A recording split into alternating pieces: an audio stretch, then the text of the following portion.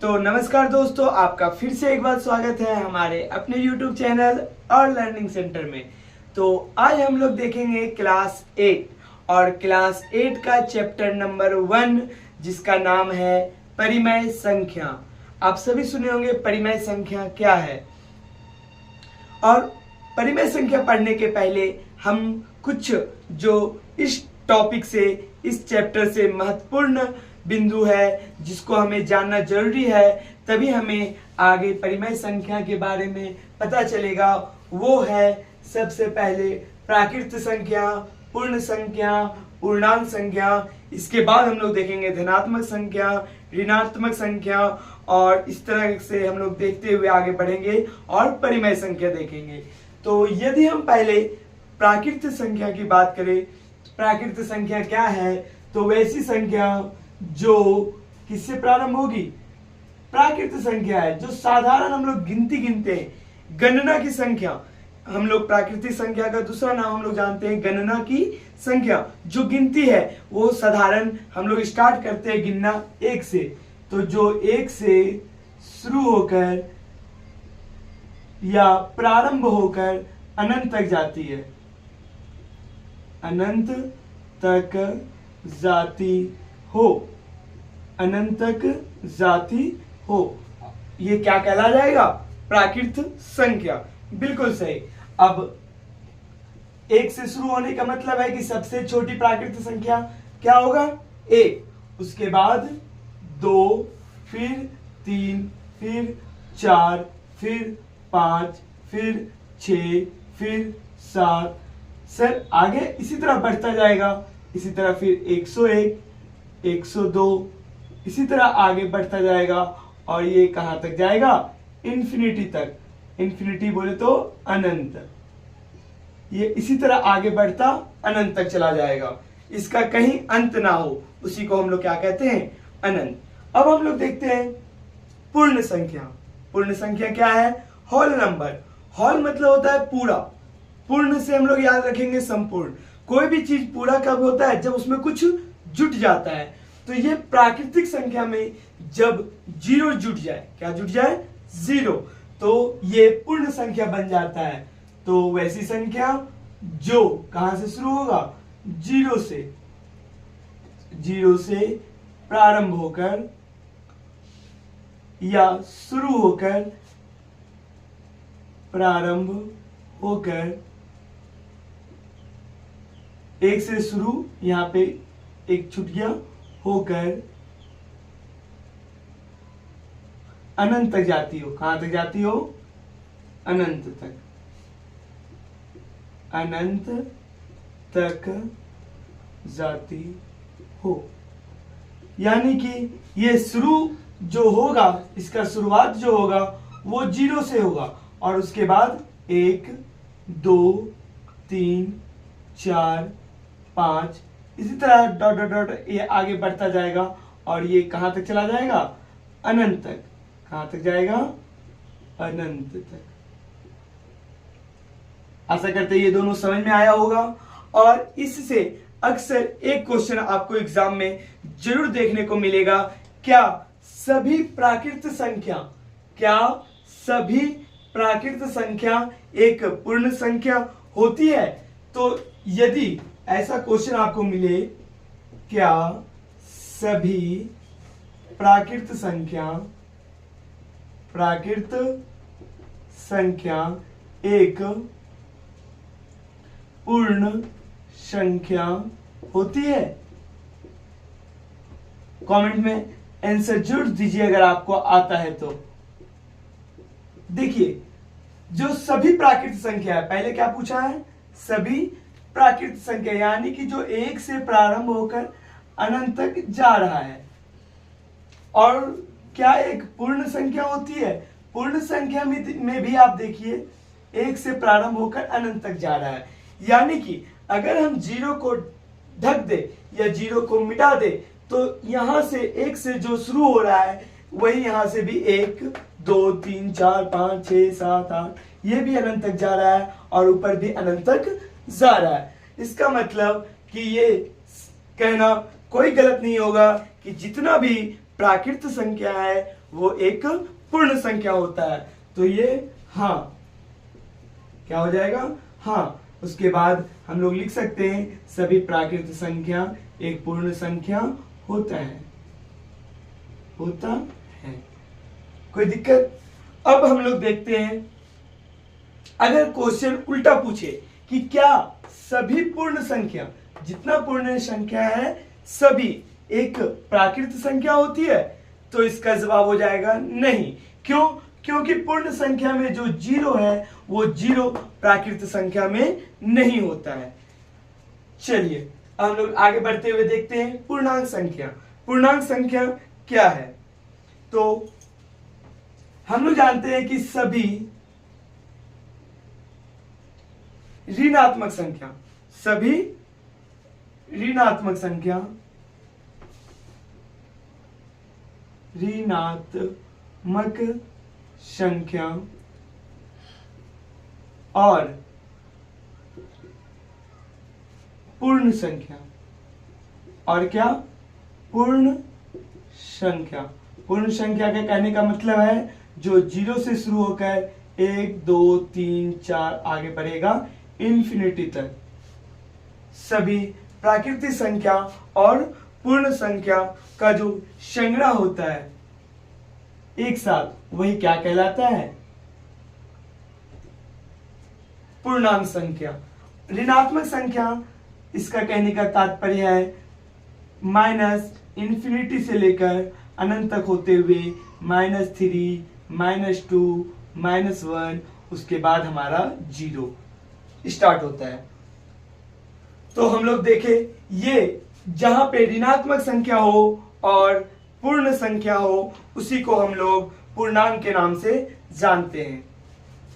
तो हम लोग यहां लिख सकते हैं कि माइनस इन्फिनिटी से प्रारंभ होकर -4, -3, -2, -1, उसके बाद 0, 1, 2, 3, 4 dot dot dot dot dot, ये कहां तक? इन्फिनिटी तक, अनंत तक। और ये प्लस इन्फिनिटी, माइनस इन्फिनिटी से प्लस इन्फिनिटी तक जितनी भी संख्या हमें दिखाई देती है वो सभी एक पूर्णांक संख्या है, वो सभी एक पूर्णांक संख्या है। अब प्रश्न ये आता है कि सर आप ऋणात्मक बोले हैं तो ये कितने प्रकार का होता है संख्या? तो अगर हम लोग साधारणतः देखें तो ये 2 प्रकार का होता है। संख्या को अगर हम बांटे, पूर्णांक संख्या को, कौन सी संख्या को?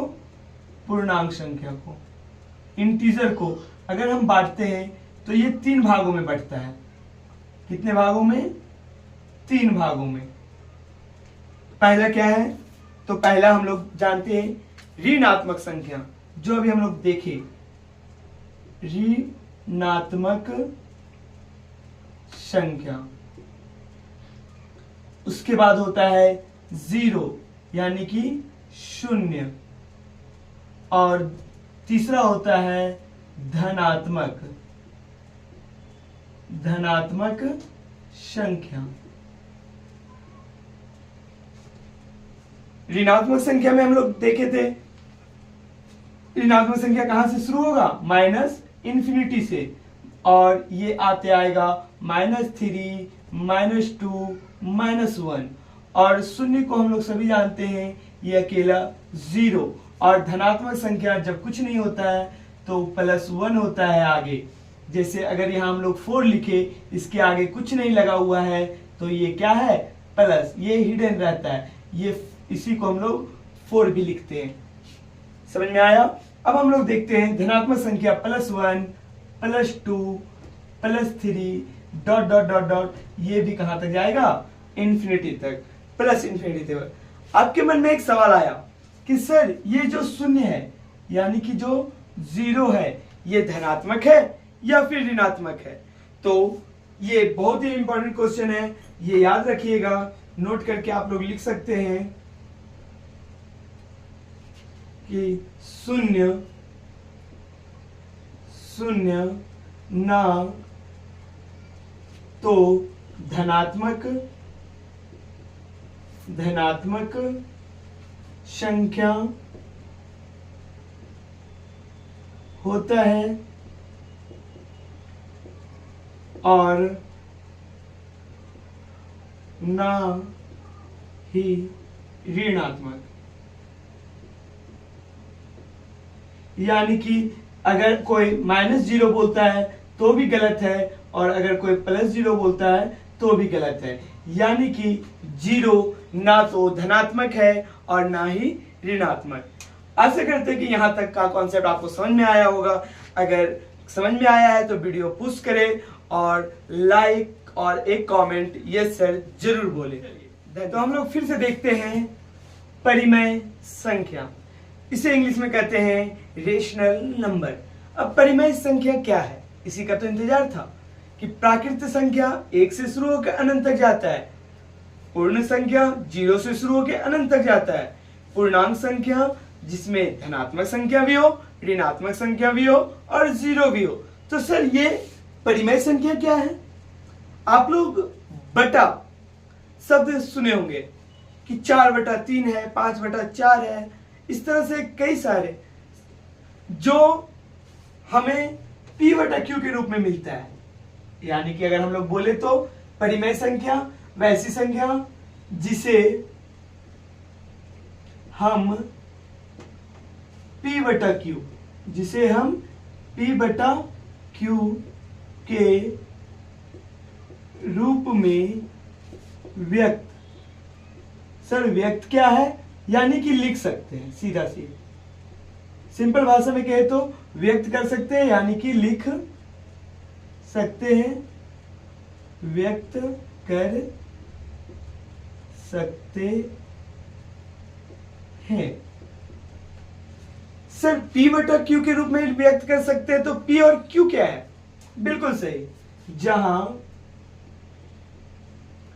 P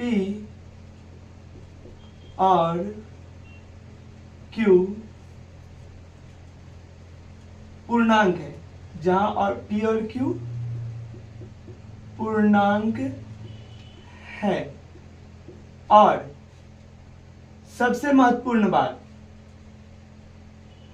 जहां Q कभी भी 0 के बराबर नहीं हो सकता है।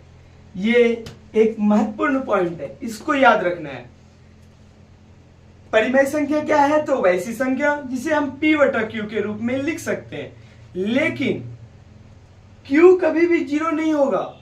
यानी कि अगर हम अंश बटा हर जानते हैं तो हर कभी भी 0 नहीं होगा। 0 नहीं होगा। क्यों नहीं होगा सर? क्योंकि जो भी हर रहता है, नीचे रहता है, उसमें हम किसी भी संख्या को बांटते हैं। यानी कि कुल हमेशा नीचे रहता है। यानी कि आपके पास अगर 10 रुपया है और अगर आप लोग व्यक्ति 2 हैं, कुल कितने व्यक्ति हैं? 2। तो हम लोग इसको 5 और 5 2 व्यक्तियों में बांट सकते हैं। बिल्कुल सही, 2 आदमी को, यानी कि 2 आदमी को 5-5 रुपया दे सकते हैं। लेकिन यदि आपके पास 10 रुपया है, आपके पास 10 रुपया है और आपको बोला जाए कि आप 0 आदमी में बांटिए, सर ये कैसा सवाल हो गया? अगर पैसा है और 0 आदमी में बांटने के लिए कहा जाए तो हम खुद तो रख नहीं सकते। खुद रखेंगे तो 1 आदमी में बट जाएगा, और अगर हम किसी एक पर्सन को, एक व्यक्ति को देते भी हैं तो भी 1 आदमी में बट जाएगा। तो इस हालत में हम लोगों को समझ में नहीं आता कि वो पैसे का क्या किया जाए, कैसे बांटा जाए। इसलिए इसको हम लोग सिंपल से जानते हैं, इन्फिनिटी हम लोग ज्ञात नहीं कर सकते हैं। इसी को बोलते हैं अपरिभाषित। अपरिभाषित यानी कि परिभाषित नहीं किया जा सकता, यानी कि ज्ञात नहीं किया जा सकता। अर्थात ये हमारा गलत हो जाएगा और ये हम लोग बांट सकते हैं, इसलिए ये सही हो जाएगा। इसे तो हम लोग बांट सकते हैं। अगर 10 रुपया है 2 आदमी में, कुल 2 आदमी में बांटना है तो 5-5 रुपया करके बांट देंगे। लेकिन अगर 10 रुपया है और 0 आदमी में बांटना है तो ये हम लोग नहीं बांट पाएंगे, इसलिए इसको अपरिभाषित कहते हैं। यानी कि परिमेय संख्या को P/Q के रूप में लिख सकते हैं P और Q कोई भी संख्या हो सकता है सिवा Q जीरो के, नीचे जीरो नहीं हो सकता है। तो हम लोग देखते हैं कुछ उदाहरण से। उदाहरण यानी पूर्णांक है, यहां देखिए, इसको गौर कीजिए, ये क्या है? पूर्णांक है। पूर्णांक है यानी कि माइनस ऋणात्मक से स्टार्ट होके माइनस कुछ भी हो सकता है, 4 हो सकता है, 3 हो सकता है, -2 हो सकता है, 0 भी हो सकता है, 1 भी हो सकता है, 2 भी हो सकता है, 3 भी हो सकता है, और ये लगातार जाके इन्फिनिटी भी हो सकता है, अनंत तक जा सकता है। यानी कि उदाहरण के रूप में यदि हम लोग देखें तो देखते हैं P बटा Q के रूप में, यानी कि अगर हम लोग यहाँ 4 लिख दे और नीचे 5, तो क्या ये परिमेय संख्या होगा? बिल्कुल होगा। 4/5 एक परिमेय संख्या है। अगर यहाँ पे हम लोग लें -4 और नीचे हम लोग 5 ले ले, तो क्या ये परिमेय संख्या होगा? बिल्कुल होगा, क्योंकि यहाँ कहा गया है ये पूर्णांक हो सकता है, यानी माइनस ऊपर में हो सकता है। अगर हम लोग को बोला जाए कि नहीं, ऊपर में हम लोग 5 ले लेते हैं और अगर नीचे -4 ले ले, तो यानी Q अगर माइनस ऋणात्मक हो जाए तो भी ये परिमेय संख्या हो जाएगा। और अगर दोनों माइनस हो जाए, जैसे -5 भी हो जाए और नीचे में भी -4 हो जाए, तो क्या ये परिमेय संख्या होगा? बिल्कुल, ये भी एक परिमेय संख्या होगा। यानी कि हम लोग देखते हैं अगर कोई सिंबल ना हो तो प्लस प्लस, अगर ऊपर माइनस हो यानी कि P ऋणात्मक हो और Q धनात्मक हो तो भी परिमेय संख्या हो सकता है। ऊपर धनात्मक नीचे ऋणात्मक हो सकता है, ऊपर नीचे दोनों ऋणात्मक भी हो सकता है। अब सबसे महत्वपूर्ण सवाल, क्या हम लोग 0/1 लिख सकते हैं या तो फिर 0/4 लिख सकते हैं? बिल्कुल सही। अगर आपके पास 0 रुपया है, आपको किसी के द्वारा 0 रुपया मिलता है और आपको बोला जाए आप एक आदमी में बांटिए, तो बांट सकते हैं ना? बिल्कुल बांट सकते हैं। इसका परिणाम हो जाएगा 0। ये किसके बराबर हो जाएगा? 0 के। क्यों? क्योंकि मेरे पास पैसा है ही नहीं, मिला ही नहीं है, और हमें बांटना बोल रहा है तो 0 रुपया बांट लिए। ठीक है, अगर मेरे पास कुल 0 रुपया है और कुल हमें 4 आदमी में बांटने के लिए बोला जाए, हमको कोई 0 रुपया दिया और बोला 4 आदमी में बांट दो, तो हम सबको 0 0 0 0 बोल सकते हैं कि 0 तुम रख लो, 0 तुम रख लो, 0 तुम रख लो। यानी कि अगर 0/4 हो तो भी ये बराबर हो सकता है किसके? 0 के। किसके बराबर हो सकता है? 0 के। यानी कि ये भी परिमेय संख्या है, ये भी परिमेय संख्या है। लेकिन यदि आपके पास 10 रुपया हो और 0 आदमी में बांटने बोल दे, 5 रुपया हो 0 आदमी में बांटने बोल दे, या तो 1 रुपया हो और 0 आदमी में बांटने बोल दे, तो ये सभी क्या हो जाएंगे? गलत हो जाएंगे। क्यों? ये परिमेय संख्या नहीं हो सकता। क्यों? क्योंकि नीचे 0 है और हमें 0 व्यक्ति में बांटने के लिए कुछ भी रुपया देके अगर बोला जाए तो इसको हम लोग ज्ञात नहीं कर सकते। अब आप लोगों को समझ में आ गया होगा कि ऊपर में कोई भी संख्या हो, नीचे कोई भी संख्या हो चलेगा, लेकिन कभी भी नीचे 0 नहीं होना चाहिए। छोटा सा एक और कॉन्सेप्ट आता है इसमें, क्या अगर हम सीधा से यहां पे 4 लिख दे तो क्या यह एक परिमेय संख्या होगा? अगर 4 बोला गया तो 4 रुपया है, अगर कोई नहीं है, अगर कुछ नहीं है तो इसके नीचे कुछ नहीं हो तो 1 होता है। क्यों? क्योंकि कोई भी पैसा अगर है तो किसी ना किसी एक व्यक्ति के पास तो जरूर होगा। अगर 4 रुपया है तो एक व्यक्ति के पास है। अगर हम बोल दे कि माइनस में किसी के पास 10 रुपया है, कर्ज है, तो कोई ना कोई एक व्यक्ति ऐसा जरूर होगा जिसके पास ये माइनस का 10 रुपया पूरा होगा। यानी अगर हर में कुछ ना हो और अंश में प्लस में माइनस में या तो 0 में कुछ भी हो, या तो यहाँ पे 0 भी हो, तो भी नीचे अगर कुछ ना दिया हो तो हम अपने मन से क्या दे सकते हैं? 1 दे सकते हैं। यानी कि सबका मालिक 1, यानी नीचे कुछ ना हो तो 1 हमेशा रहता है। आशा करते हैं कि आप लोगों को परिमेय संख्या बहुत ही अच्छे से समझ में आया होगा। अगर समझ में आया है तो वीडियो को रोके और लाइक करके कमेंट में जरूर बोले कि ये कैसा लगा। दोस्तों अब हम लोग देखते हैं कि परिमेय संख्या यानी कि रेशनल नंबर ये कितने भागों में बांटा जाता है। ये धनात्मक परिमेय हो सकता है या ऋणात्मक परिमेय से हो सकता है, यानी कि हम दो तरह से परिमेय संख्या को बांटते हैं। अब धनात्मक परिमेय संख्या क्या होगा? परिमेय संख्या तो हम P बटा Q के रूप में लिखें, यानी कि -4/2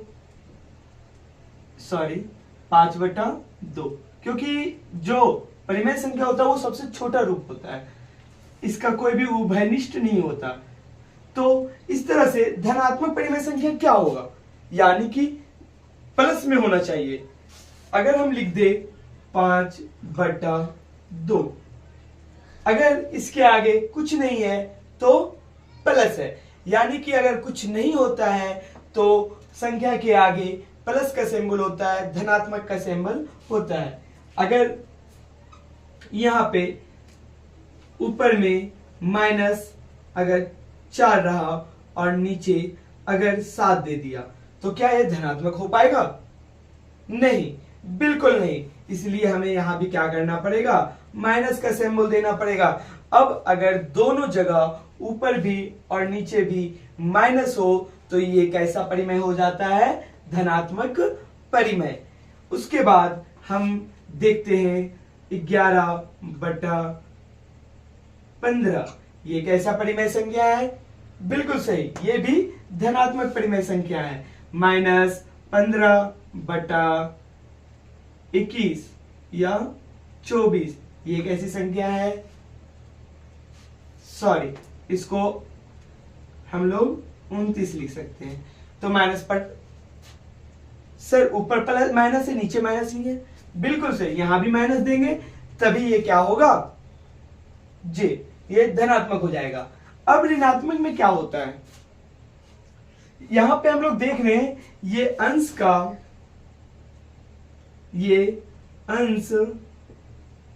और हर दोनों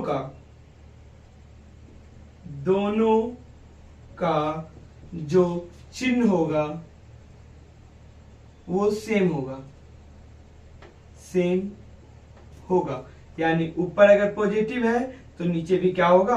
पॉजिटिव होगा, और ऊपर अगर नेगेटिव है तो नीचे भी क्या होगा? नेगेटिव होगा। कोई दिक्कत? अब आते हैं हम लोग ऋणात्मक परिमेय में। ऋणात्मक परिमेय क्या है? इसमें माइनस में होना चाहिए, यानी कि अगर ऊपर -4 है तो नीचे +5 होगा, ताकि ये माइनस हटे नहीं और ये जो है ऋणात्मक में रह जाए, और ये कहलाएगा ऋणात्मक परिमेय। चूंकि इसे P बटा Q के रूप में लिखे हैं और ये माइनस सिंबल के साथ है और माइनस हट नहीं सकता है, और इसीलिए ये क्या है? ऋणात्मक परिमेय है। -11/7, ये भी क्या है? माइनस में है, यानी ऋणात्मक है। अगर हम लोग बोले सर ऊपर ना देके अगर नीचे रहा तो -6, क्या ये भी ऋणात्मक परिमेय है? बिल्कुल, ये भी ऋणात्मक परिमेय संख्या है।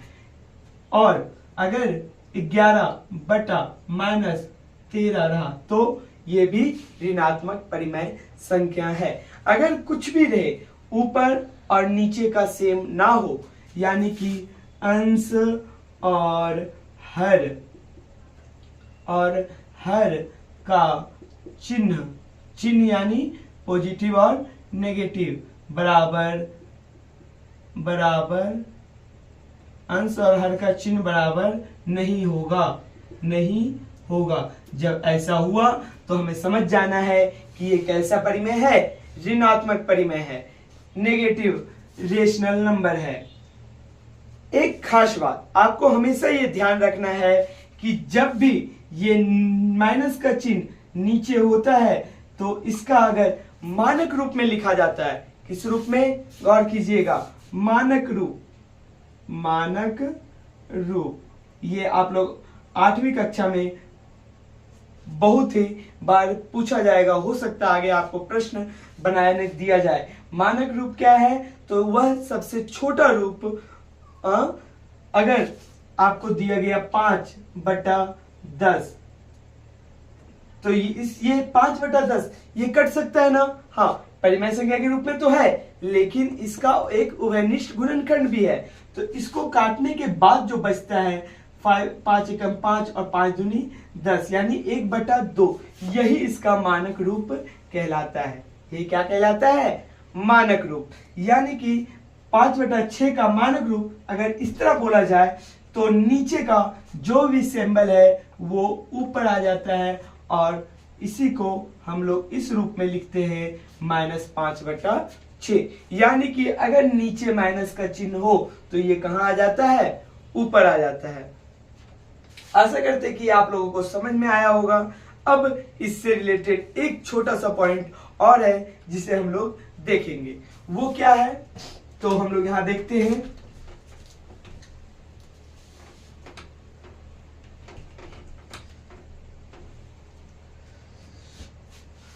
वो है समतुल्य परिमेय संख्या। क्या है?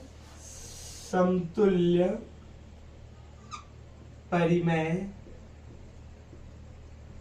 संख्या। अभी हम लोग मानक रूप की चर्चा किए थे, आप लोग को याद होगा। मानक रूप मतलब सबसे छोटा रूप, यानी कि आपको अगर दे दिया जाए -2/5, क्या ये और छोटा हो सकता है? नहीं। अब इसका अगर समतुल्य बोला जाए, इसी की तुलना किया जाए अन्य परिमेय संख्या से जिसका मानक रूप में कोई भी परिवर्तन ना हो, ये मानक रूप हो गया और इसमें कोई परिवर्तन ना हो। अगर ऐसा बनाना चाहते हैं तो हम लोग लिखेंगे -2/5 और इसको क्या करेंगे? गुना करेंगे। इसको गुना करेंगे 2 से। अगर हम 2 से गुना करते हैं तो ये आएगा -2 दूनी 4/5 दूनी 10। और जब हम इसको फिर से काटने की प्रयास करेंगे तो 2 से कट जाएगा, 2 दूनी 4 और 2 बचे 10, फिर यही रूप में ये आ जाएगा पुनः। और इसी तरह से हम लोग जब आगे करेंगे तो -2/5 लिखेंगे, जितना समतुल्य भिन्न बोलेगा इसी तरह से आगे हम लोग बनाते जाएंगे, यानी 3 दूनी -6 और बटा 5 दिया 15। अगर इसी तरह से हमें 3 को बोल दिया जाए तो लिखेंगे 2/5 और इसको गुना करेंगे 4 से, नीचे भी गुना करेंगे 4 से, और ये हो जाएगा -8/20। और फिर से यहाँ -2/5 रहेगा तो ऊपर भी गुना करेंगे 5 से और नीचे भी गुना करेंगे 5 से, तो ये हो जाएगा -10/25। तो ये क्या है? यही है इसका समतुल्य भिन्न। यानी कि अगर समतुल्य भिन्न पूछा जाए, समतुल्य भिन्न, तो हम लोग लिख सकते हैं इसका क्या हो जाएगा? 1 2 3 4, यानी कि 4 समतुल्य भिन्न हम लोग इसी तरह से लिख सकते हैं, -4/10, -6/15, -8/20 और -10/25। यही हमारा हो जाता है आंसर समतुल्य भिन्न में। अगर ये वीडियो समझ में आया होगा तो आप लोगों को हम एक होमवर्क देना चाहते हैं कि आप